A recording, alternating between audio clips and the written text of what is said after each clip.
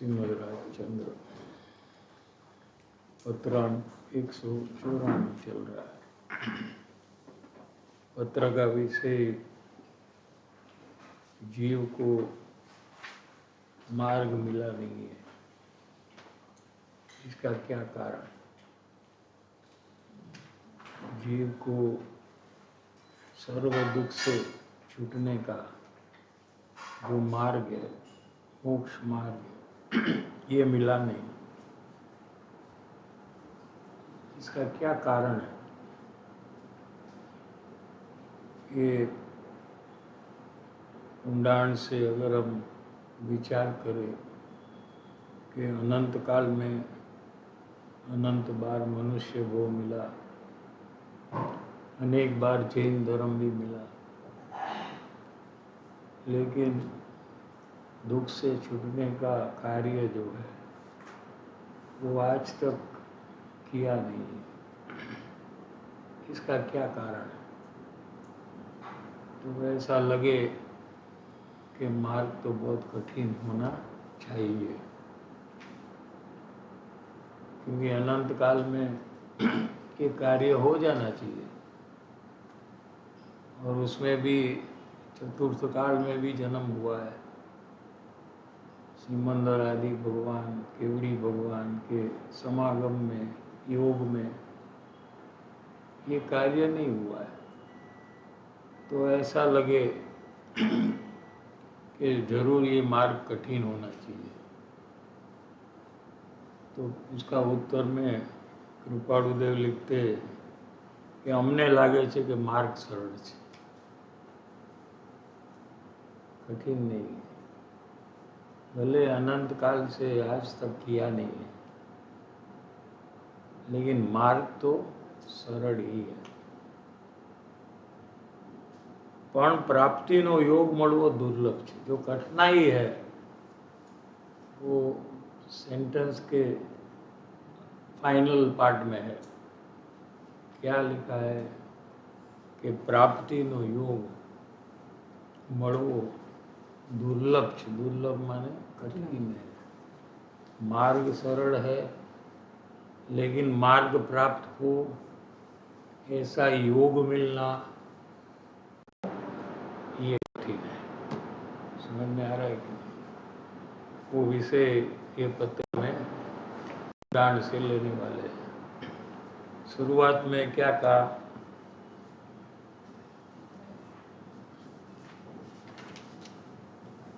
कि ज्ञानी पुरुष हम किसको कहते हैं? कृपाणुदेव कहते हैं, क्योंकि मार्ग भी बताने वाले हैं। तो जिन्होंने मार्ग देखा है, ऐसे जो ज्ञानी पुरुष है, उसकी पहले पहचान होनी चाहिए। न तो दूसरे किसी के पास जाकर जिसने मार्ग देखा नहीं है, उसके पास से अगर धर्म का बोध ले तो हमको मार्ग मिलने वाला नहीं।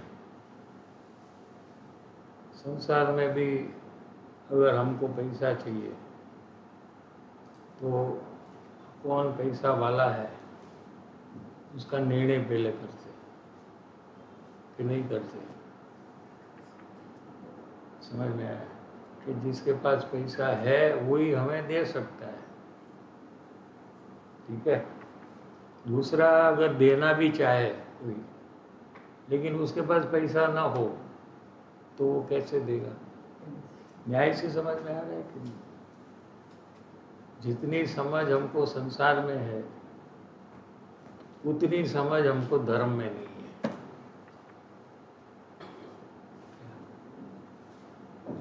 जो हमें चाहिए वो जिसके पास है वो हम पहले नक्की करते हैं कि भाई इसके पास से मिल सकता है, क्योंकि इसके पास है तो वो चाहे तो वो हमें दे सकता है, ठीक है। यहाँ आपको मोक्ष मार्ग चाहिए, यानी सम्यक दर्शन, सम्यक ज्ञान, सम्यक चारित्र, ये मोक्ष मार्ग है। दर्शन ज्ञान चारित्राणि मोक्ष मार्ग, तत्वार सूत्र का ये सूत्र है। क्या? तो सम्यक दर्शन, सम्यक ज्ञान और सम्यक चारित्र,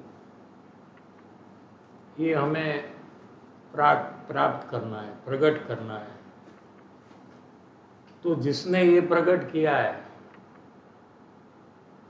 क्या, उसके पास से ही हमें ये मार्ग मिल सकता है। ऐसा निर्णय जो करता है वो जीव पात्र है।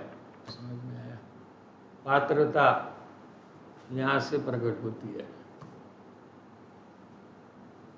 कि जिसने ये कार्य किया है उसके पास से, उसके बोध से हम ये कार्य संपन्न कर सकते हैं। ऐसा जो निर्णय करता है वो जीव पात्र है। समझ में आ रहा है? तो जिन्होंने मार्ग देखा है वही हमें मार्ग बता सकते हैं, उसको हम ज्ञानी कहते हैं। समझ में आया? तो ज्ञानी कैसे हमें पता लगे कि ये ज्ञानी है? समझ में आया? कोई बाह्य त्याग हो, व्रत आदि का पालन करता हो तो वो ज्ञानी है, या किसी को शास्त्र का ज्ञान अगाध हो कि आप कोई भी प्रश्न करो जिनवाणी में से तो आपको उत्तर दे दे, समाधान करा दे, क्या वो ज्ञानी है? या तो कुटुंब परिवार आदि संसार की सर्व प्रवृत्ति, व्यापार की सब छोड़कर कोई एकांत धर्म स्थान में जाकर सिर्फ धर्म का प्रयास करे, क्या वो ज्ञानी है? समझ में आ रहा है कि नहीं? कैसे हमको पता लगे कि ज्ञानी कौन है? कि जिन्होंने मार्ग देखा है और वो हमें बता सकते हैं। प्रश्न समझ में आ रहा है कि नहीं? सब कोई आपको प्रश्न है बीच में तो पूछ सकती है, लेकिन यही विषय का, दूसरा नहीं। आपने बताया ना कि जो जिन्होंने जिन्होंने आत्मज्ञान किया है उन्हीं से आत्मज्ञान होगा, से कुछ बताया ना अभी। ऐसे जो पुरुष है जिनको आत्मज्ञान हुआ है उनके माध्यम से मुझे आत्मज्ञान होगा, ऐसा निर्णय करने का भी बताया, वो समझ नहीं आया। पैसे का उदाहरण दिया ना, आपको पैसा चाहिए तो क्या नक्की करते हैं कि रास्ते में जो पहला आदमी मिला उससे मैं पैसा मांग लूंगा तो मुझे मिल जाएगा, ऐसा नक्की करते हैं? हाँ? नहीं, ऐसा नहीं तो कैसा नक्की करते हैं? किसके पास पैसा है नक्की करते हैं ना, तो पैसा है तो उसको जाकर पूछे कि तुम्हारे पास कितना पैसा है, तो थोड़ी बोलने वाला है। बोल देगा क्या? आप बोल देंगे कितना पैसा है आपके पास? आप बोलेंगे? नहीं बोलेंगे। आप नहीं बोलेंगे और हमको पता लग जाना चाहिए कि आपके पास पैसा है। देखो, हम मांगे उसके पहले हमको पता होना चाहिए कि आपके पास पैसा है, और आप हमें बताएंगे नहीं, पूछने पर भी नहीं बताएंगे। फिर भी हम संसार में बराबर निर्णय करते हैं कि नहीं? देखो, तो यहां क्यों नहीं करते ये निर्णय?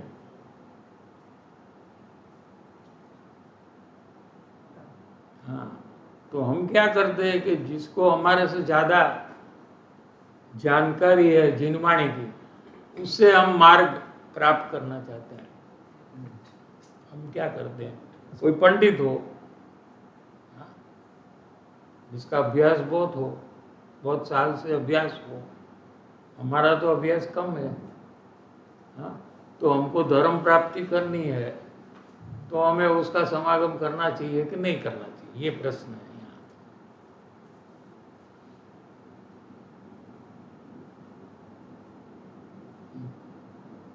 बोलो। चेक करना चाहिए, अगर उनको आत्मज्ञान है तो फिर बोलेगा हमारे से तो ज्यादा उसको जिनवाणी का ज्ञान है ना, तो अभ्यासी है, 500,000 लोग के बीच में सत्संग प्रवचन आदि देते हैं, हाँ? कोई भी प्रश्न पूछे तो जवाब बराबर दे देते हैं।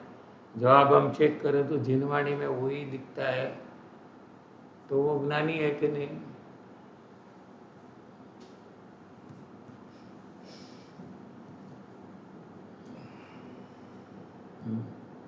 ऐसा लगता है कि हो सकते हैं। हाँ, कैसा क्यों लगता है? जो जिनवानी में बताया ऐसा है। हाँ। तो हमको भी भूतकाल में मुनि दशा में 11 अंग और 9 पूर्व का ज्ञान अनंत बार हुआ है। ये जिनवाणी कहती है।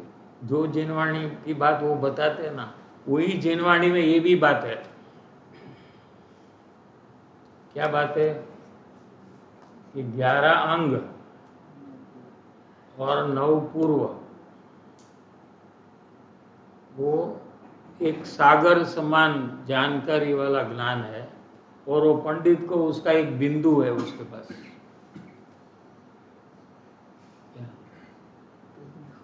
11 अंग का एक बिंदु उसके पास है। कितना? एक ड्रॉप। 11 अंग ओशन है। ओशन को क्या कहते हैं हिंदी में? समुद्र। समुद्र, महासागर है। उसमें कितना पानी? उसका एक बिंदु ये पंडित के पास है। और 11 अंग का हमको ज्ञान आनंद बार हो गया है। हमको माने आपको कहना हमको, आपको कहना हमको, यानी आपको और हमको सबको। ऐसे कौन कहता है? जिनवाणी कहती है। बोलो तो क्या करना? समझ में आ रहा है कि नहीं? तो यहाँ कृपालु देव बताने वाले हैं कि आपको क्या चेक करना चाहिए कि जिससे आपका निर्णय हो कोई एक ज्ञानी है। हमने जो 3 पॉइंट लिए अभी, एक तो शास्त्र ज्ञान, एक तो बाह्य त्याग आदि जो किया ना, व्रत आदि का पालन करने वाला, हाँ? तो ये सब बात कृपालुदेव ने एक भी नहीं ली है ज्ञानी की पहचान में।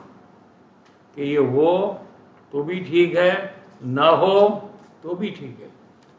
क्या हो? ये शास्त्र ज्ञान हो तो भी ठीक है, न हो तो भी ठीक है, तो भी वो ज्ञानी हो सकते हैं।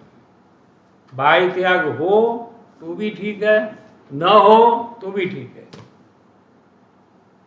बाह्य त्याग न हो तो भी वो ज्ञानी हो सकते हैं।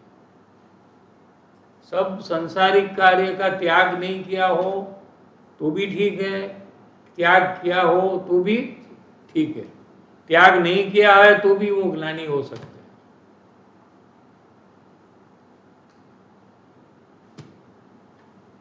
तो क्या हमें तपास करना चाहिए कि जिसके द्वारा हमको निर्णय हो कि ये ज्ञानी है। समझ में आ रहा है? ये विषय आज चलेगा। भाव अप्रतिबद्धता थी निरंतर विचरे छे एवा ज्ञानी पुरुष की व्याख्या की। ज्ञानी पुरुष हम किसको कहते हैं?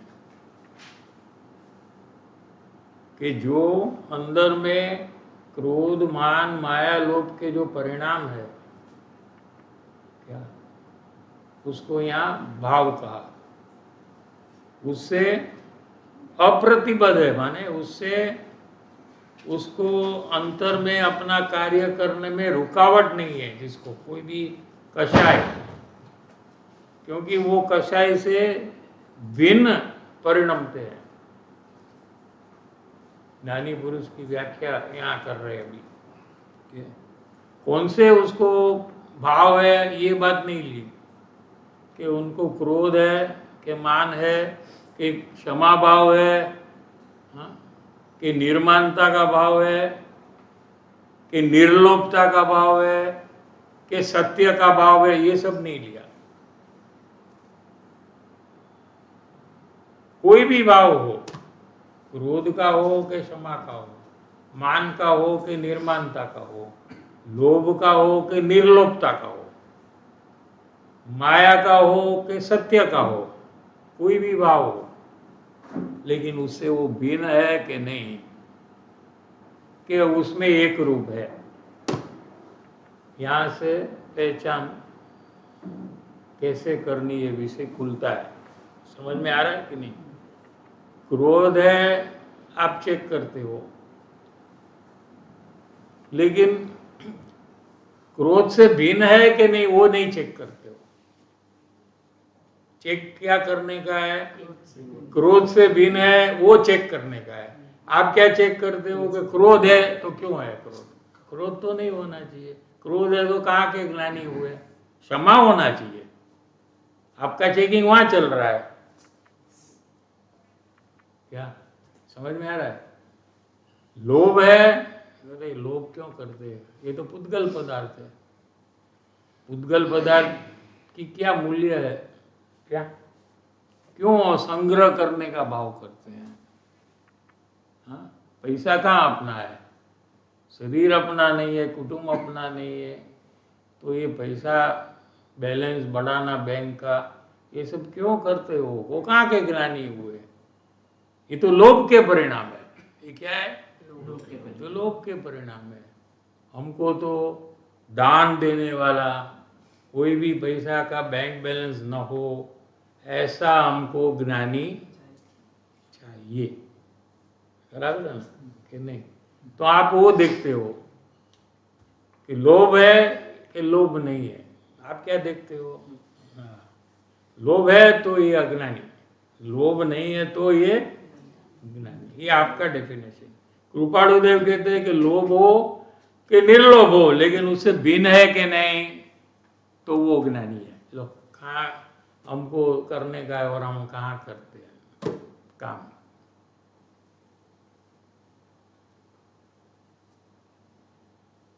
समझ में? जो लोभ का भाव है उससे उनको भेद विज्ञान चालू है, उससे वो भिन्न है। वो लोभ को जानते हैं कि लोभ को करते हैं।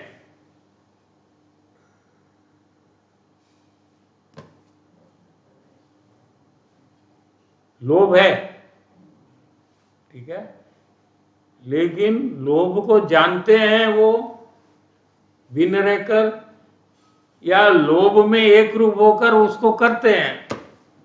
ये देखने का जगह है, ये चेक करने का जगह है। ये अनादिकाल से आज तक नहीं किया जीव ने। यही डिफिकल्ट लग रहा है। देखो डिफिकल्ट है कि इजी है?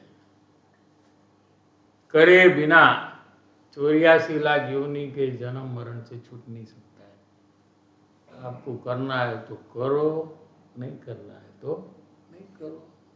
आप स्वतंत्र हो। क्या भगवान तो रास्ता बताते हैं कि अगर आपको सुखी होना है तो ऐसा करो, अगर सुखी नहीं होना है तो मत नहीं करो। हम तो आपको कुछ आग्रह नहीं करते कि आपको करना ही पड़ेगा। यही समझ में है? 6 महीने में 608 जीव मोक्ष में जाते हैं। अनादिकाल का ये क्रम है। तो 1 साल में कितने जाते हैं? और 100 साल में, 1000 साल में, करोड़ साल में, अबज साल में, इतने लोग ने तो काम किया है। कहां से कठिन होगा ये? आत्मज्ञान करने के बाद भी उनको केवल ज्ञान हुआ कि पहले हो गया?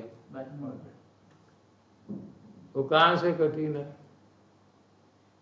मेरे को क्यों कठिन लग रहा है? हाँ, मेरे को क्यों कठिन लग रहा है? ये अज्ञान है।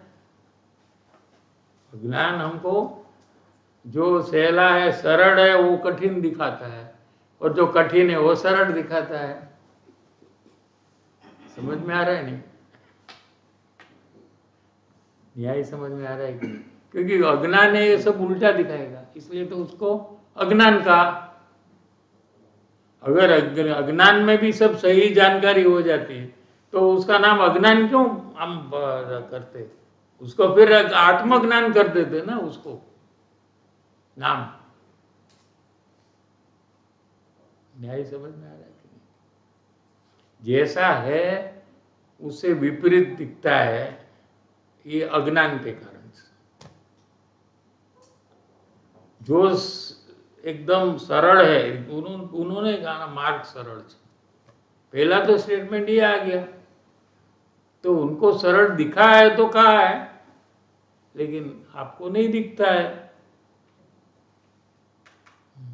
तो क्या करें? अभी ये पोजीशन है, अभी हमको सरल नहीं दिखता है और कृपालु देव कहते हैं सरल है, तो हमें क्या करना चाहिए? बोलो, अभी ये हमारा करंट प्रॉब्लम है आज ये सेकंड का। यहां से हम क्या करें अभी? बोलो, क्या करें? सर जी, अभी मेरे को पता चला कि ज्ञानी की ओळखाण करूं तो अभी ये प्रश्न का ही जवाब दो। मार्ग सरल है ऐसे कृपालु देव कहते हैं, और ये कहते हैं कि हमको क्या दिखता है? अभी इसका क्या सोल्यूशन, क्या करना चाहिए कि ये सब प्रॉब्लम ठीक हो जाए? क्या करना चाहिए? तुम उसकी जगह में हो तो क्या करते? जिसको पता है उसके पास जाता है। वो तो आगे है ना, ये तो पढ़ रहे हैं ना, पढ़ लिया, समझ में आ गया कि मार्ग सरल है, कृपालु देव ने कह दिया, लेकिन उनको कठिन लगता है, उसके लिए क्या करें अभी?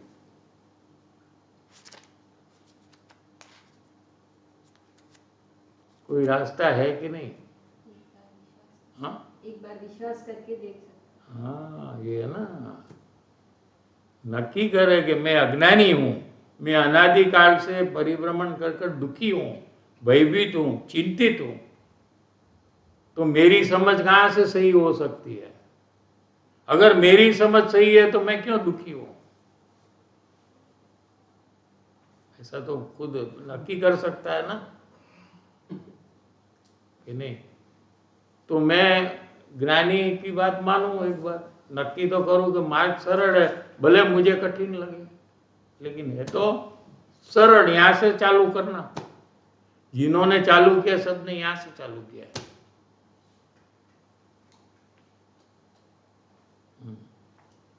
कि भले मुझे कठिन लगे, लेकिन कठिन है नहीं। वैसे तो सब काम आप चालू करते हैं तो कठिन ही लगते ना। पहली रोटी बनाई तो कैसा लगा था? पहली बार गाड़ी चलाई तो क्या हुआ था? बहुत इजी लगा था। नहीं, कोई भी काम आप चालू करो तो शुरुआत में वो कठिन लगता है, लेकिन बाद में रोटी बनाते बनाते डिस्कशन करते हैं, बराबर रोटी गोल होती है, कोई प्रॉब्लम नहीं होता है। कि मैं तो डिस्कशन में था तो रोटी अभी स्क्वायर हो गई, ऐसा होता है? नहीं होता है। गाड़ी चलाते चलाते बातें कितनी दुनिया पूरी की बात करते हैं कि मोदी आएगा कि नहीं आएगा, आएगा तो कितनी सीट से आएगा, चेन्नई तमिलनाडु में बीजेपी को कितना मिलेगा, एकदम हीटेड डिस्कशन चलता है। तो क्या एक्सीडेंट हो जाता है? नहीं होता है। लेकिन पहली बार जब गाड़ी चलाई थी तो अभी प्रश्न ये है कि गाड़ी चलाना और रोटी बनाना ये कठिन है कि इजी है? ये प्रश्न है। तू बनाएगा रोटी? पता है इसको? नहीं बना सकेगा तू। पता सकूंगा। बनाई है कभी? ट्राई। ट्राई? ये लोग ट्राई नहीं करते, ये तो फटाफट कर लेते हैं।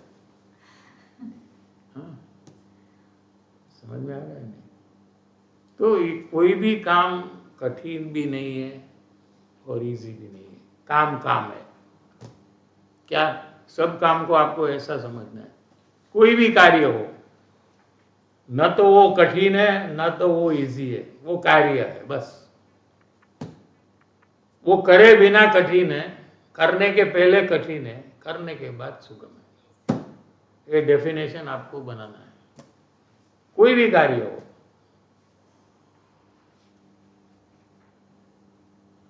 कठिन है ये एक कल्पना है और इजी है दूसरी कल्पना है। कार्य तो कार्य है। कोई कल्पना करता है कि कठिन है, कोई कल्पना करता है कि इजी है। हमको सब कल्पना छोड़ देनी है। कोई भी कार्य न तो कठिन है न तो सुगम है। कार्य करने के पहले सब कार्य कठिन है, कार्य करते करते सब कार्य सुगम है। लो सिंपल।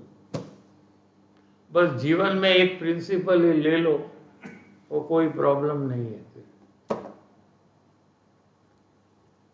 क्रोध के परिणाम के काल में ज्ञानी क्रोधमय है कि क्रोध के ज्ञानमय है, ये पहचानना कठिन नहीं है। हमने प्रयास ही नहीं किया है तो कहां से होगा? हमारा प्रयास कितना हुआ? हमें पता ही नहीं कि हमको ये करना है, प्रयास कहां से चालू होगा? कठिन कैसे मान लिया? फिर करे बिना कठिन मान लिया। कठिन कब मानना चाहिए कि बहुत प्रयास करते हैं लेकिन पकड़ में नहीं आता है, बहुत कठिन है, लेकिन चालू ही नहीं किया है प्रयास, तो कहां से कठिन लगा? समझ में आ रहा है? चालू करो, क्या करना उसकी जानकारी लो कि जब क्रोध रहेगा तो हमको क्रोध को गौण करना है। क्या करना है? हमारा लक्ष्य वहां से हटाना है। किसमें से? क्रोधादि भाव में से। और हमारा लक्ष्य वहां ले जाना है कि ये क्रोध से भिन्न है, कि क्रोध में मेरे जैसे एक रूप है। आपको जब क्रोध होता है तो आप उसमें एक रूप हो जाते हैं। क्या ये आपका अनुभव से आप तपास सकते हैं कि आप क्रोधमय हो जाते हो। लेकिन अज्ञानी को भी क्रोध का ज्ञान ही होता है, क्रोध होता ही नहीं है। लो,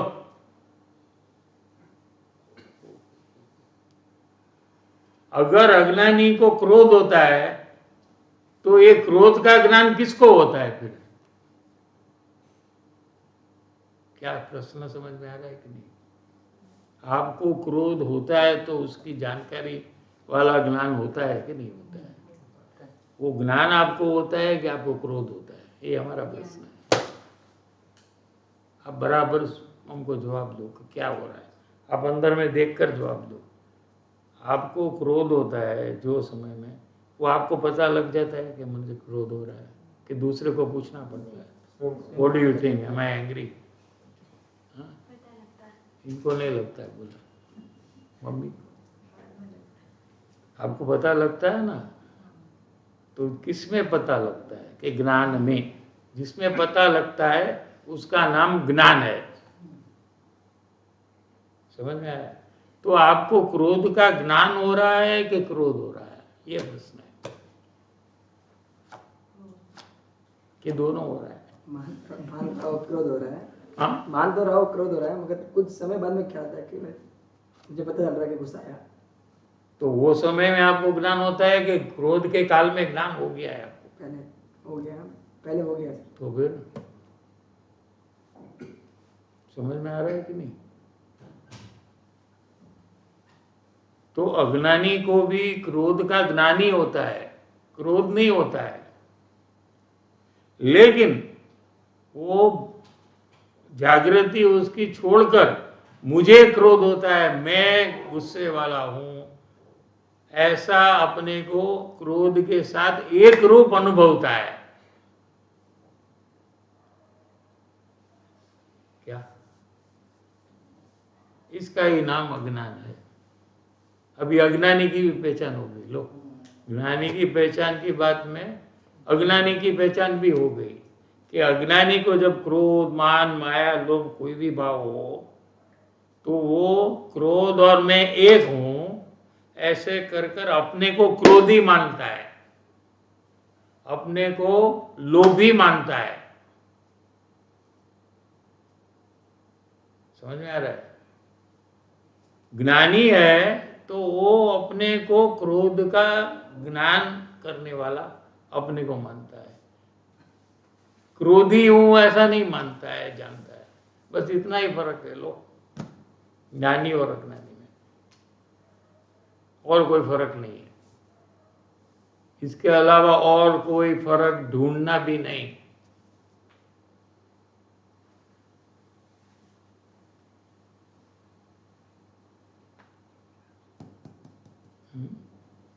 सर ये थियरी तो समझ आ गया। थियरी आ गया, हाँ। बहुत बड़ा काम होगा। क्योंकि थियरी आप जाकर किसी को बोलो ना, पंडित को भी, तो थियरी भी उसको समझ में नहीं आता है, प्रैक्टिकल कहाँ से समझ में आएगा। और आपको कितना टाइम याद रहेगा वो भी देखना है।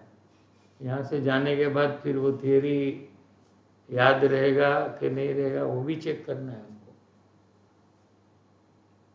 तो थियरी अगर आपको पक्का हो गया, आपने पक्का नक्की करना चाहिए कि ऐसा ही है क्या, तो वो निर्णय जो हुआ ना, उसके बल से आपका प्रयोग चालू होगा। प्रयोग का बल, आप प्रयोग में बल नहीं लगता है ना, करे तो भी 2 सेकंड कर कर छोड़ देंगे, या तो करेंगे नहीं, आपको याद ही नहीं रहेगा कि करने का है। समझ में आया? तो ये प्रयोग का जो बल है, ये वर्तमान में आपका जो निश्चय है थियरी का, वहां से उत्पन्न होता है।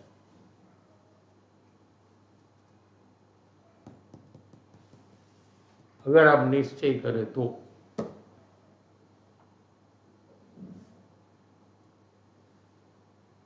आप नक्की करो कि जिनवाणी कहती है, कृपालुदेव कहते हैं और गुरुदेव कहते हैं, तीनों एक ही बात कहते हैं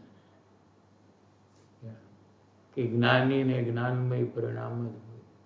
कुंदुकुंदाचार्य भगवान कहते हैं, समयसार 126 नंबर की गाथा, ज्ञानी ने ज्ञानमय परिणाम हो, अज्ञानी ना सर्व परिणाम अज्ञानमय है। समयसार में उसका प्रवचन है गुरुदेव का। अपने को पर्यूषण में भी वो गाथा लेते हैं, जेम लोमय माती लोमय कड़ा आदि, है ना। हाँ, माने लोहे में से सब लोहे के ही हार वीटी जो भी बनाएंगे वो लोहे के ही बनेंगे, सोने के नहीं बनेंगे। ऐसे अज्ञानी को जो भी परिणाम होगा वो अज्ञान ही होगा, है ना गाथा। कितना पर्यूषण चला गया अपने को, कितना पर्यूषण में हम लोग गाया है ये सब गाथा। और सोने में से कंगन वीटी बंगड़ी कुछ भी बनाओ वो सब सोने का ही बनेगा। ऐसे ज्ञानी का कोई भी भाव हो वो ज्ञान में भाव है। ये समझदार में लो।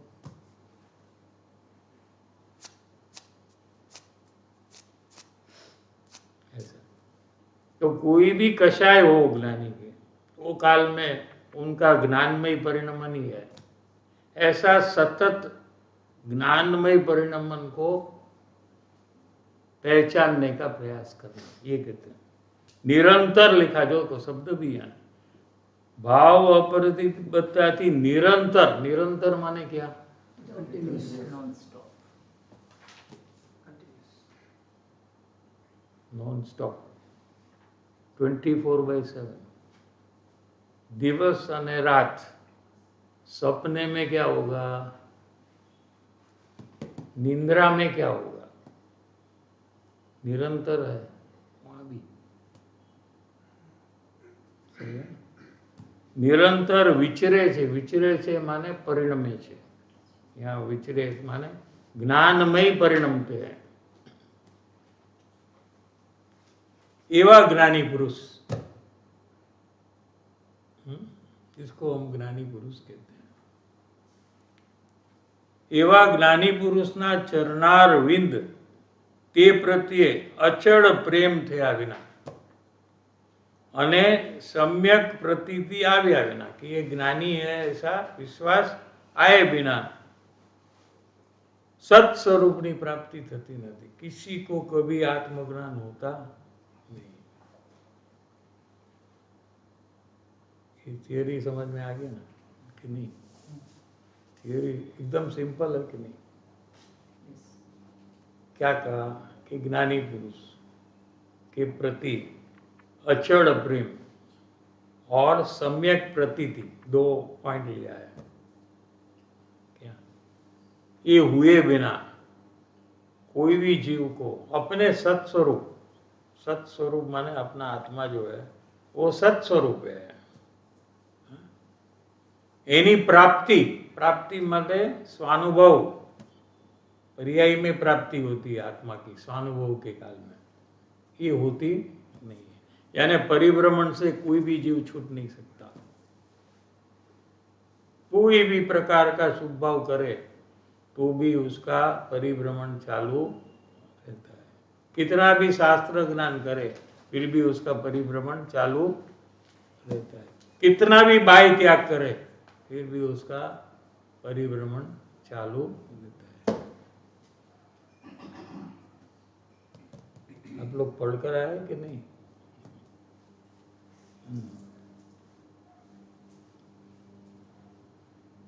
ज्ञानी पुरुष प्रति अचड़ प्रेम नहीं लिया,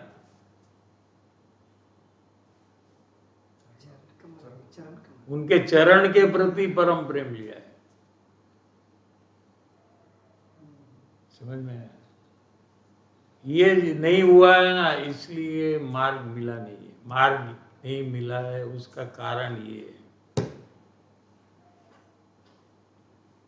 सम्यक दर्शन की प्राप्ति नहीं हुई है, उसका ये कारण है कि ज्ञानी पुरुष को पहचाना नहीं है, उसके प्रति अचड़ प्रेम हुआ नहीं है। संसार के पदार्थ के प्रति जितना प्रेम है उससे भी अधिक प्रेम ज्ञानी के प्रति हुआ नहीं। ये तो हमारे अनुभव से हमको पता चले। किसी को पैसे का प्रेम है, किसी को तो फैमिली का, पुत्र का, पति का, पत्नी का, किसी को गाड़ी का, किसी को ज्वेलरी का। जितना प्रेम है ये तो खुद को पता है ना कि कितना हमको है। हाँ, वहाँ ऐसा प्रेम होने के कारण से ज्ञानी के प्रति प्रेम नहीं हुआ, क्योंकि एक ही तरफ प्रेम हो सकता है। समझ में आ रहा है कि नहीं? तो ये काम अनादिकाल से नहीं किया है, इसलिए आत्मज्ञान की प्राप्ति नहीं हुई है।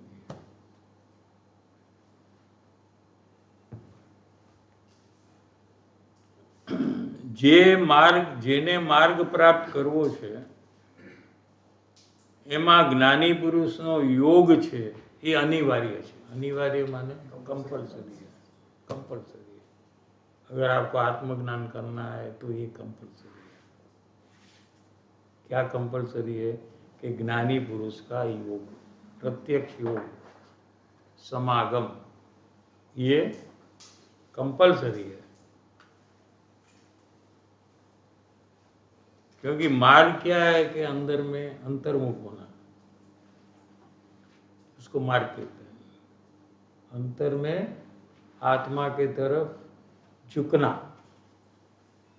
तो जो आत्म सन्मुख हुए हैं, अंतर्मुख हुए हैं, ऐसे ज्ञानी का योग न हो तो ये कार्य हो सकता नहीं। જેને માર્ગ જોયો છે, જેને આત્મા અંદરમાં જઈને જોયો છે ને અનુભવ કર્યો છે, એ જ બતાવી શકે કે અંદરમાં કઈ રીતે જવું। એ પણ સંકેતપણે બતાવી શકે। સંકેત માને સિગ્નલ। ये क्यों ऐसा लिखा? इसलिए लिखा कि हमको पुद्गल पदार्थ जो है उसका ही परिचय है। क्या 5 इंद्रिय का जो ऑब्जेक्ट्स है, विषय, वो सब पुद्गल है, उसके बारे में हमारे पास जानकारी है। आत्मा तो अरूपी पदार्थ है जिसमें स्पर्श रस वर्ण कुछ नहीं है और इंद्रिय के द्वारा जाना जाता नहीं है। हाँ? जिसमें अरूपीपना है। समझ में आ रहा है कि नहीं? तो वाणी है ये पुद्गल है, क्या कह रहे हैं, रूपी है, पुद्गल है। तो वो पुद्गल के परिणाम को बता सकती है, लेकिन अरूपी आत्मा को कैसे बता सकती है? न्याय समझ में आ रहा है कि नहीं? आत्मा अरूपी है, सम्यक दर्शन भी अरूपी पर्याय है, वितरागी पर्याय है। तो उसको वाणी जो पुद्गल है वो पूरी बता सकती नहीं, लेकिन संकेत माने मिनिमम जितना अंतर्मुख होने के लिए चाहिए उतना ही बता सकती है। वो जितना बताती है वाणी उतना अंतर में जाने के लिए काफी है, पूरा तो नहीं बता सकती है। ये कहते हैं પણ સંકેત માત્રપણે બતાવી શકે છે એવી વાણીની પરિસ્થિતિ છે, વાણીની તાકાત છે।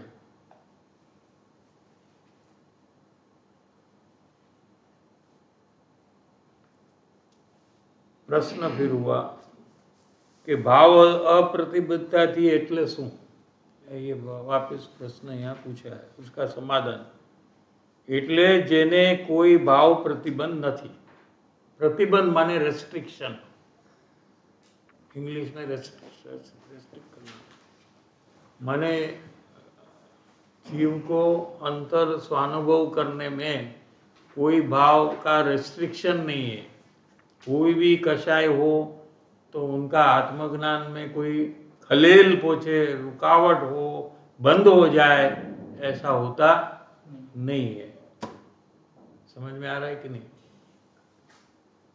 द्रव्य, क्षेत्र, काल और भाव ये 4 है टोटल। इसमें भाव की बात अभी ली है ना, बाकी 3 कौन से हैं? द्रव्य, क्षेत्र और काल। ये काल कौन सा है? पंचम काल है। काल समझ में आ गया। क्षेत्र भरत क्षेत्र, हाँ? और द्रव्य जीव द्रव्य, पुद्गल द्रव्य। बाकी तो 4 धर्मास्तिक है तो दिखता नहीं है। ठीक है, समझ में आ गया? तो 4 प्रकार है ना, द्रव्य, क्षेत्र, काल અને ભાવ। એમાં મુનિ દશામાં તો દ્રવ્ય, ક્ષેત્ર, કાળ અને ભાવ કોઈનો પ્રતિબંધ નથી। એ મુનિ દશા है। मुनि दशा में कोई प्रतिबंध, ये कहाँ आई है कि अपूर्व अवसर में आई है। अपूर्व अवसर है ना अपना काव्य, उसमें ये बात है। द्रव्य, क्षेत्र, काल, भाव, प्रतिबंध वण विचरवु उदयाधीन पण वित लोभ जो। सुना है ना अपूर्व अवसर, उसमें ये बात आई है कि मुनि दशा में उनको कोई प्रतिबंध नहीं है। न तो कोई व्यक्ति का है, कोई व्यक्ति उनको रोक नहीं सकती अपना कार्य करने में। न तो कोई क्षेत्र हो, कोई एरिया हो, वो उनको रुकावट नहीं होता है। द्रव्य, क्षेत्र, काल, कोई भी काल हो तो उनको कोई अंतर्मुख जाने में कोई रुकावट होता नहीं है। और भाव तो ज्ञानी को नहीं होता तो मुनि को भी नहीं होता है। मुनि दशाમાં કોઈ દ્રવ્ય, ક્ષેત્ર, કાળ, ભાવનો પ્રતિબંધ નથી, કેમ કે એનો પુરુષાર્થ એટલો બધો છે। મુનિ દશામાં बहुत પુરુષાર્થ है। કોઈ પણ પરિસ્થિતિમાં પોતે સમાધિ યુક્ત જીવન જીવે છે। कोई भी उदय हो, कोई भी परिस्थिति हो, कोई भी काल हो, दिन का हो रात का हो, वो सीधा अंतर्मुख होकर स्वानुभव करते हैं। एवरी सेकंड उनको मुनि कहते हैं। लो क्या अपने तो लोग मानते हैं ना, दूसरे लोग के हम लोग मुनि का विरोध करते हैं, ऐसे मानते हैं ना। हाँ। ये कांजी स्वामी वाले सब मुनि विरोध नहीं करते हैं, जो मुनि नहीं है उसको नमस्कार नहीं करते हैं। मुनि वो है कि जो हर एक सेकंड आत्मा का अनुभव करते हैं। ऐसा कोई है तो गिर जाएंगे उसके पांव के नीचे, लेकिन ऐसा चाहिए कि नहीं? नहीं है तो किसी के पास जाकर हम गिर जाएं? क्या कहा, समझ में आ रहा है कि नहीं? ऐसे कुंदकुंदाचार्य मुनि थे, अमृतचंद्र आचार्य मुनि ये काल में थे, पंचम आर्य में थे। पद्ममलधारी देव मुनि थे। हाँ? मुनि को मानते हैं हम लोग, लेकिन मुनि का अंतर परिणमन कैसा होना चाहिए कि हर एक सेकंड आत्मा का अनुभव करना चाहिए। इसको हम मुनि कहते हैं। ऐसी दशा, ऐसा जिसका पुरुषार्थ, उसको हम, उसका दर्शन हम करते हैं कि निर्विकल्प समाधि में आ जाए, निर्विकल्प अतीन्द्रिय आनंद का अनुभव हर एक सेकंड करे, यानी छठे सातवें गुण स्थान में झूलते हैं।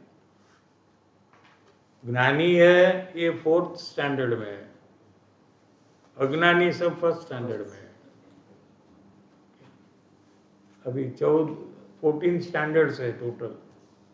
स्टैंडर्ड तो आपको पता है ना, 1st स्टैंडर्ड से ऐसा। दुनिया में जितने अज्ञानी जीव है सब 1st स्टैंडर्ड में है। ज्ञानी जो है वो 4th स्टैंडर्ड में है, और गृहस्थ व्रतादि जो लेता है वो 5th स्टैंडर्ड में है। क्या? और मुनि है 6th और 7th दोनों 2 स्टैंडर्ड है एक साथ, डबल। क्या?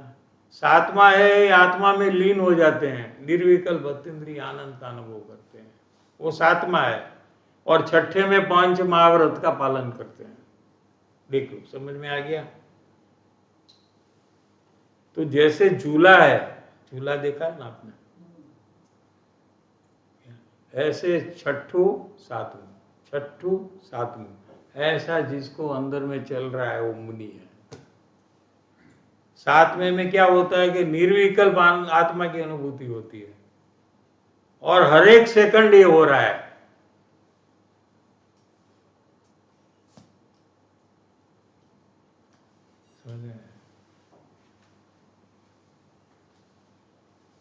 પરિણામ જરા પણ બગડતા નથી, ભલે તે મહિના મહિનાના આહાર વિનાના ઉપવાસ હોય।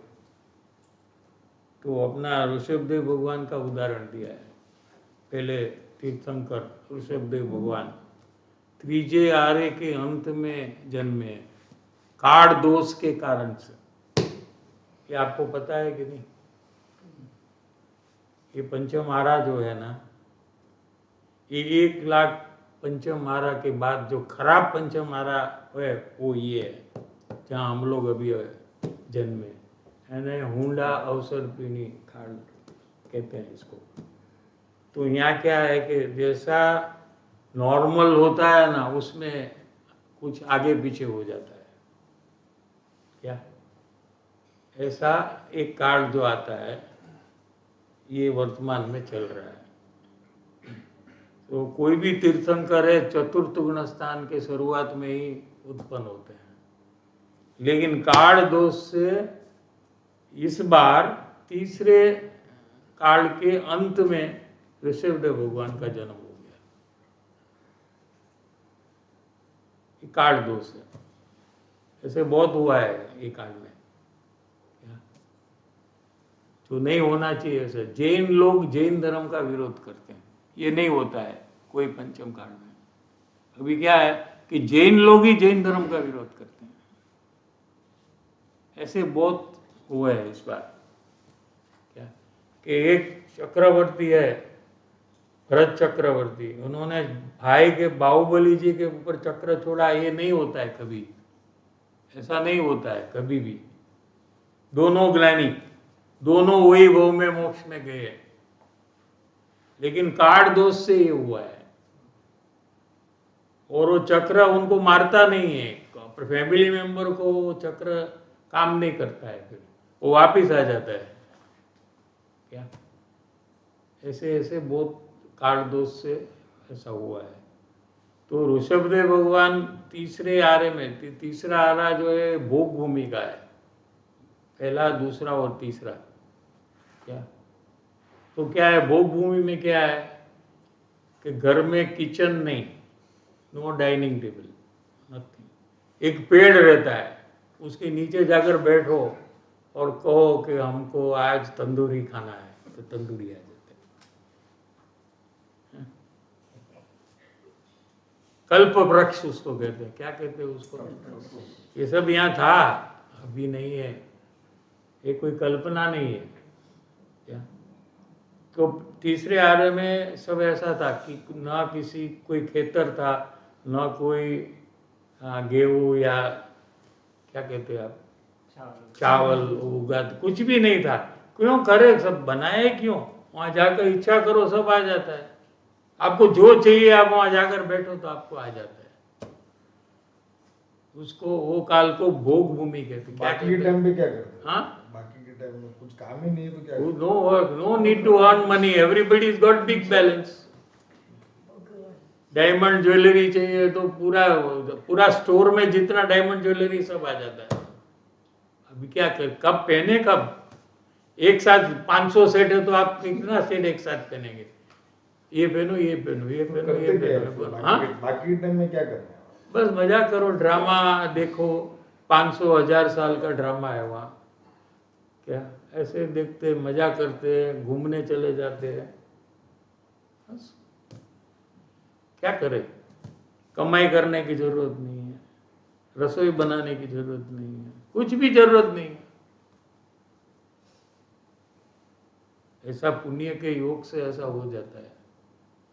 हाँ?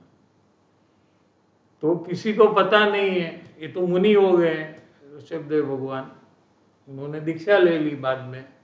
और किसी को पता नहीं कि आहार कैसे देना, क्योंकि पहले मुनि है,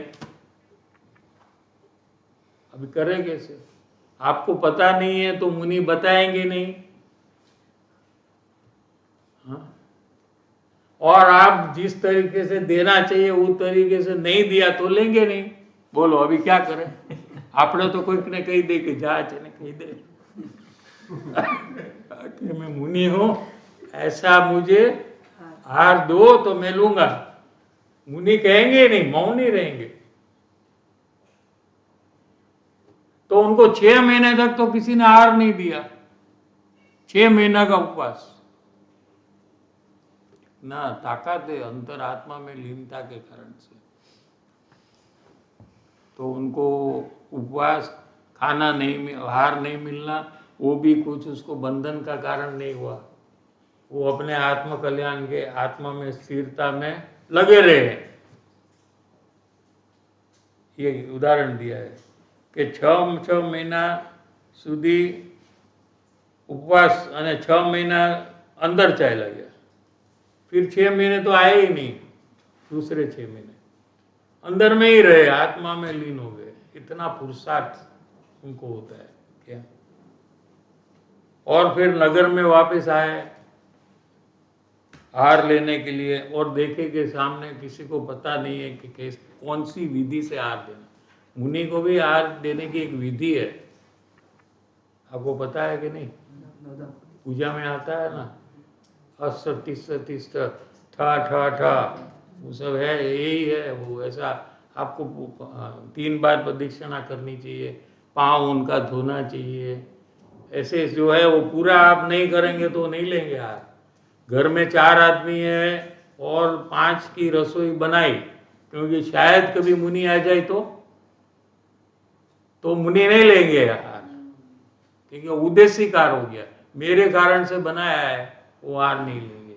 4 आदमी 4 का हार उसमें से ही हार लेंगे।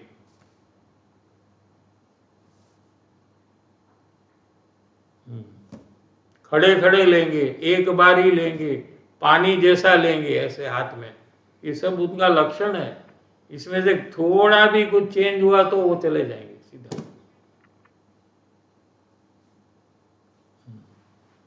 और किसी के प्रति द्वेष नहीं है उनको, ये क्यों समझता नहीं है, इसको पता नहीं है मैं भूखा हूं जंगल में। ऐसा अंदर में भी क्रोध नहीं आता, बाहर में तो कहते नहीं कुछ, अंदर में भी ऐसा भाव नहीं आता। कैसी दशा रहेगी आप सोचो। हाँ? आप कल्पना खाली कर सकते हैं आप कि कैसी दशा रहेगी। हाँ? કેમ કે યુગિલાના ક્ષેત્ર પછી કોઈ મુનિ નહોતા, ખુદ સ્વયં પહેલે મુનિ हुए क्या। અને આહાર કઈ રીતે કઈ વિધિ દેવાય તે ખબર પડે, कौन किसी को बताएगा, इसको बताएगा कि लास्ट टाइम मुनि आया था तो मैंने ऐसे दिया था, उन्होंने लिया था, तो ये कौन बताएगा। कोई मुनि नहीं थे तो कहां से बताएगा। ये तो अंदर एवा चाल्या जाए कि 6 महीना बाहर निकले એટલે આત્મામાં ડૂબી जाए। जैसे आप स्विमिंग पूल में ऐसे अंदर में डूबते, ऊपर से जंप मारकर स्विमिंग पूल गए कि नहीं, वो 9 फीट 10 फीट रहता ना ज़्यादा, वहाँ ऐसे डूबते हैं ना नीचे तक, ऐसे मुनिराज अंदर आत्मा में एकदम डूब जाते हैं अंदर में, डाइव मारकर ऐसे डूब जाए कि 6 महीने तक बाहर नहीं निकलते।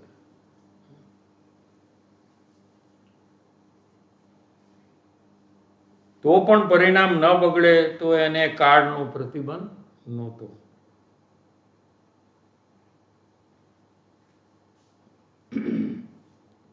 जे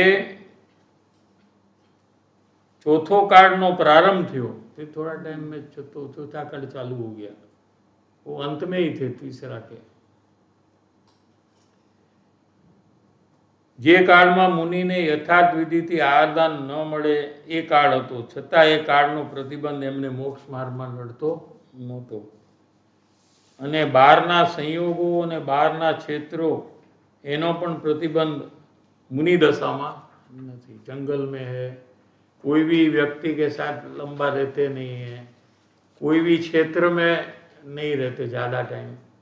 बहुत लोग सुनने को आते हैं, बहुत प्रेम से सुनते हैं, इसलिए और सब आग्रह करते हैं आप यहीं ठहर जाओ, हमको बहुत लाभ हो रहा है।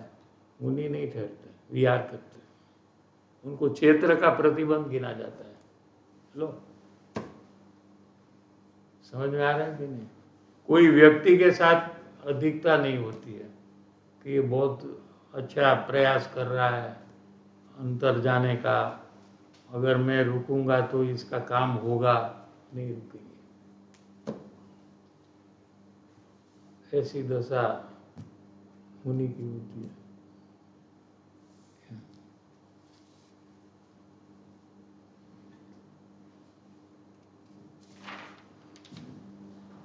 तो ये तो मुनि दशा की बात है, लेकिन नीचे चौथे गुण स्थान में जो ज्ञानी है, पंचम गुण स्थान में जो ज्ञानी है, इनको दूसरे 3 प्रतिबंध होते हैं, द्रव्य, क्षेत्र और काल,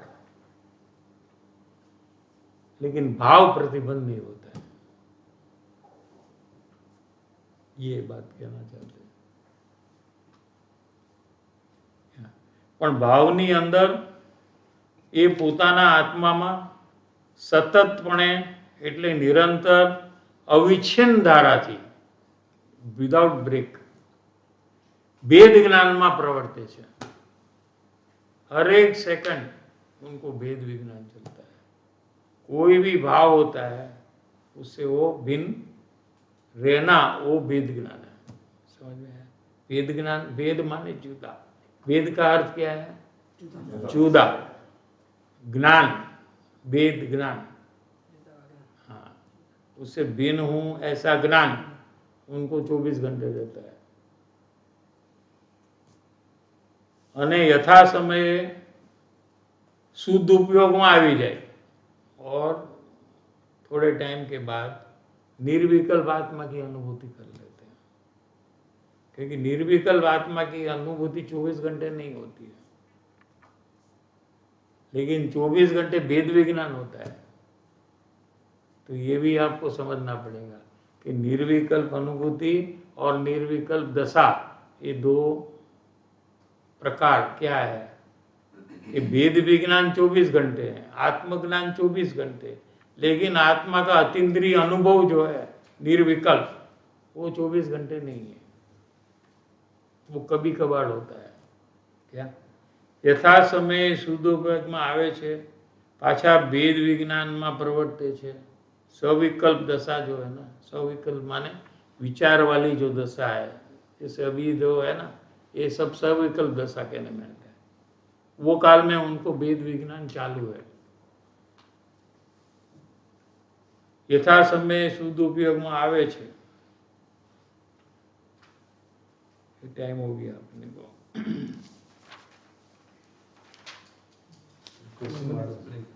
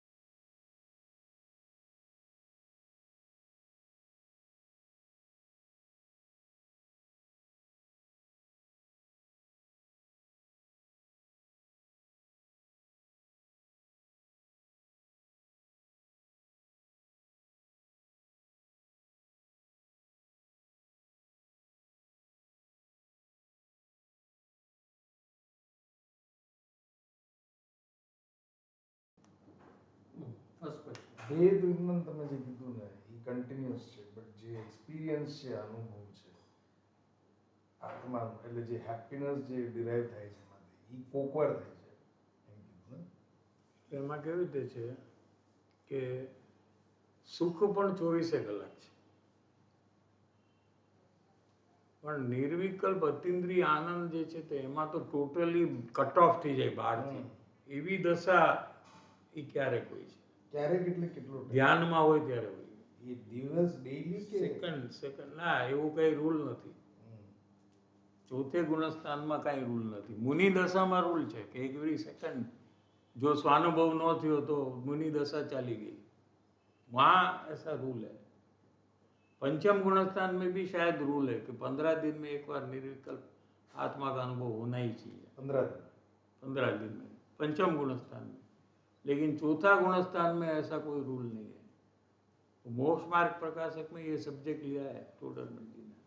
તો એવું થાય કે 3 મહિના સુધીનો એવું हाँ है, 3 વર્ષ સુધી નો થાય કે 30 વર્ષે નો થાય, બટ પણ વેદ વિજ્ઞાન 24 કલાક છે। અને હેપીનેસ નું પણ એક્સપિરિયન્સ છે। હા, પણ બે ટાઈપની હેપીનેસ છે। એક તો જે 24 કલાક છે એ હેપીનેસ, અને એક નિર્વિકલ્પ આત્માનો જે અનુભવ થાય છે ને, એ હેપીનેસની ક્વોલિટી કોઈ ડિફરન્ટ છે, એટલે અહીં આખું કટ ઓફ જ થઈ જાય। Totally cut off. એના હાથ એ વખતે કાપી નાખે તો ખબર ન પડે, એટલું બહારથી કટ ઓફ। અને કેટલી વાર સુધી હોય? બહુ ઓછો time, seconds, it all in seconds. જો વધારે થાય તો ગુણસ્થાન પાંચમું આવી જાય। આવી જાય। जितना ज़्यादा होता है उतना प्रोग्रेस होता है। એનાથી વધારે આવે તો બધું છોડી દે, દીક્ષા લઈ લે, વ્યા જાય, પછી બીજું કંઈ કામ જ ન કરી શકે, કારણ કે ઘડી ઘડી અંદરમાં અતિ અનુભવમાં વ્યા જાય તો બારમાં એને કંઈ કામ કરવાનો રસ જ ન રહે, तो सब छोड़कर मुनि दशा में दीक्षा ले लेते हैं। कोई हट नहीं है ये सब कि मुझे मुनि लेना है, ऐसा नहीं है। अंदर की दशा ही ऐसी होती है कि वो सब किसी के साथ उनको बात करना भी सुहाता नहीं है, इतना वैराग्य उत्पन्न हो गया है। तो फिर जंगल में चले जाते कि जहाँ कोई जान पहचान वाला आदमी ही ना हो, किसी से बात करना कुछ पसंद ही नहीं है उनको, सिर्फ अपना अंदर में पुरुषार्थ करना है उनको। तो उसके लिए ये बराबर होता है उनको। क्या? જ્ઞાની જે આ કરવું પડે એ નિર્વિકલ્પ અનુભૂતિ માટે પુરુષાર્થ કરવો પડે, પ્રયાસ તો થાય એટલે એની હા. કનેક્શનમાં છે કે ઓટોમેટિકલી ના, ઓટોમેટિક ભેદ વિજ્ઞાન એ ઓટોમેટિક છે, કારણ કે નિંદ્રામાં થાય છે તો ઓટોમેટિક હોવું જોઈએ, પણ અંતરમાં જઈને પુરુષાર્થ વધારે થાય ત્યારે અતિન્દ્રિય આનંદ અનુભવ થાય. ભાવિનભાઈ साहिब जी, अभी मुझे वियोग के काल में क्या प्रयास करना या कैसे तैयारी करना कि प्रत्यक्ष योग में सीधा चेक कर सकूं कि वो क्रोध के करता है या क्रोध को जानने का कार्य कर रहे हैं? तो वियोग के काल में तो दो प्रकार है. पहला प्रकार तो ये है कि वियोग कैसे मिटे और योग कैसे हो, वो सबसे पहले मुमुक्षु को होता है परिणाम में. क्या? तो उसको वियोग का काल में खेद होता है कि मैंने जो कर्म बंधन किया था, अंतराय जो किया था, उसके कारण से मुझे वियोग है आज. तो उसको पश्चाताप होता है, और वो पश्चाताप के साथ भावना करता है कि मैं इस प्रकार का भाव भविष्य में नहीं करूँगा, और योग की भावना करता है कि कब मुझे मिले. ऐसा परिणाम जब होता है तो फिर वो अंतराय कर्म जो है ना, वो उसमें टूटने का चालू हो जाता है. एक प्रकार तो ये है. दूसरा, जब योग न हो तो योग जब हुआ था तो जो बोध समझा था, सुना था, उसका प्रयास करे वो, और योग है प्रत्येक ऐसा समझ कर करे.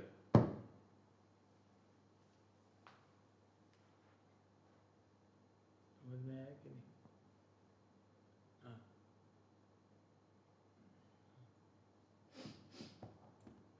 લીલાબેન છલાની जय जिनेन्द्र साहिब जी, जो ज्ञानी की पहचान का कि कहते हैं वो, उसमें मेरे लिए कोई भी शंका नहीं है, पर उसमें मेरी कमजोरी है, क्योंकि जितना ज्ञानी की पहचान के लिए कहते हैं उतना नहीं होता है. तो मैं कैसे आगे बढ़ूंगी? कोशिश पूरी करती हूँ पर बहुत ही कच्चा से, प्लीज मार्गदर्शन दें. पहला तो ऐसा समझना चाहिए कि जितना प्रयास किया उतना ही कार्य होगा. तो कार्य जितना हुआ है उससे हमें नक्की करना चाहिए कि हमारा प्रयास कितना है. लेकिन आप पहले से नक्की करते, मेरा तो बहुत प्रयास मैंने कर लिया है, तो बहुत प्रयास करें और कार्य न हो, ऐसा कभी 3 काल में बनता नहीं है. समझ? संसार में ऐसा होता है कि बहुत प्रयास करो तो भी ना हो काम, लेकिन अंदर आत्मा में ऐसा नहीं होता. जितना प्रयास उतना डिग्री टू डिग्री कार्य हुए बिना रहता नहीं है, क्योंकि वहाँ कोई पूर्वकर्म आड़ा नहीं आता है. अंदर में संसार में पूर्वकर्म आड़ा आता है. आपको इच्छा है कि मुझे बहुत पैसा मिले, लेकिन नहीं मिलेगा, क्योंकि आपका पाप कर्म का उदय चालू है, तो नहीं मिलेगा. तो उसमें कर्म आड़ा आता है. समझ में आता है? लेकिन अंतर में कोई कर्म आड़ा नहीं आता. आप जितना प्रयास करो उतनी प्रगति आपकी होगी. यानी कि आपका जितना प्रोग्रेस हुआ उतना ही आपने प्रयास किया है, उससे आगे का प्रयास नहीं किया है, ऐसे आपको नक्की करना चाहिए. લાસ્ટ ક્વેશ્ચન પંક્તિ how do I work on separating myself from the કશાઈઝ આઈ એમ ડુઈંગ. तो पहले तो अंदर में आपको तपास करना है कि जिनवाणी जो कह रही है कि कषाय यानी क्रोध मान माया लोभ का जो परिणाम हो रहा है, वही काल में क्या मेरे अंदर में ज्ञान चालू है कि नहीं. और ज्ञान अगर है ऐसा मुझे पकड़ में आया, तो वो ज्ञान क्या कर रहा है वो टाइम पे.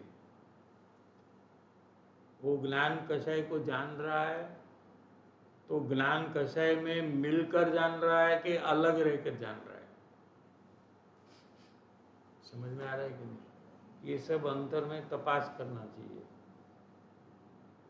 तो अगर आपको तपास में ऐसा पता चले कि जब जब क्रोध मान माया लोभ होते हैं वो टाइम में मेरा ज्ञान भिन्न रहता है, ज्ञान में वो कषाय प्रवेश करते नहीं है और ज्ञान कषाय में प्रवेश करता नहीं है, दोनों पैरेलली, जैसे रेल की दो पटरी है वो आगे जाकर मिलती है ना, कहाँ मिलती है? 100 माइल, 1000 माइल, लाख माइल कब मिलती है? नहीं मिलती है ना। ऐसे ये दो पटरी है, एक ज्ञान की पटरी है और एक कषाय की पटरी है, ये मिलती ही नहीं है, दोनों भिन्न भिन्न रहती है। ऐसा आपको अंदर में चेक करना चाहिए, तो आपको दिखाई देगा कि मेरा ज्ञान तो कभी क्रोध में कितना भी गुस्सा आया और चला गया, लेकिन मेरा ज्ञान तो वैसा का वैसा है। नहीं तो ज्ञान में गुस्सा ही रहना चाहिए कभी भी, लेकिन वो तो होता नहीं है। जैसे आईना है, उसके सामने कोई भी आए तो आईने को क्या होता है? कुछ भी नहीं होता। कोई चिल्लाए तो क्या होता है? कोई कहेगा आईना बहुत अच्छा है तो भी उसको कुछ नहीं होता है, वो तो जो आता है उसको दिखाता है बस। ऐसा ज्ञान एक आईना है, कोई भी उसमें सामने आए तो ज्ञान में कोई फर्क पड़ता नहीं है। ऐसा हमारा ज्ञान अंदर में हमें सतत चेक करने का प्रयास करना चाहिए। परोपकारी परम पूज्य श्री सद्गुरु देवनो जय हो। प्रसमूर्ति भगवती मातन जय हो। पूज्य श्री कृपालु देवनो जय हो। वर्तमान वर्तता सर्वज्ञानी परमात्माओं जय हो। पंच परमेष्टि भगवंतों जय हो। सनातन दिगंबर जय